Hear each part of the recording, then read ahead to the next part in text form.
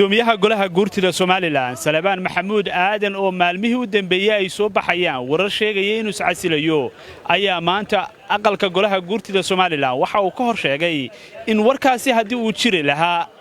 uu golaha hor iman lahaa oo golaha isku hor casilay lahaa gudoomiye Salebaan Maxamuud Aadan oo mudanayaasha aqalka golaha guurtida la hadlay waxa uu yiri golahanu isagay doortay إذا الله لعد كلوي دورتي مجد تدويني مدورا مدحويني مدورا عد كلوي دورتي مجد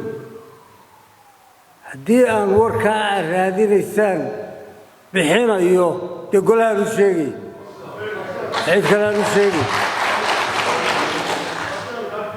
هوشنا وضرنا أتشنديه بين قليل سعيد xildhibaanada ayaa markii hadalkaasi ku dhawaaqay sacab ku soo dhaweeyay isla markaasna qaar ka mid ah waxay sheegeen in ay doonayaan in isku mar ay meesha ka tagaan la lulayo war ma hayno golahana ku doortay golahaad ka tirsan tahay madaxdiisii baa tahay waxaan diyaar u ahayn baa jira hadii aad tagayso inaanu ku nabadgeliyeyno ama ku ducayno ama ku naahna aan waqt marka wada tagno intaba waajib baan u leenahay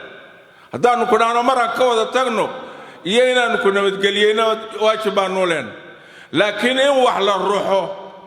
golaana waa ku ceeb adigana sharaftaada maaha waxaas mad dhigahayaga way ku bateen waanaanu ka xunnahay waxaan jirin maalin walba naloo keenana waa wax ceeba golaana dhimashay ku tahay intaasaan kaga baxayaa waxaan ku oran laarugu aan muddo yar baa hadhay aan marka wada tagnaba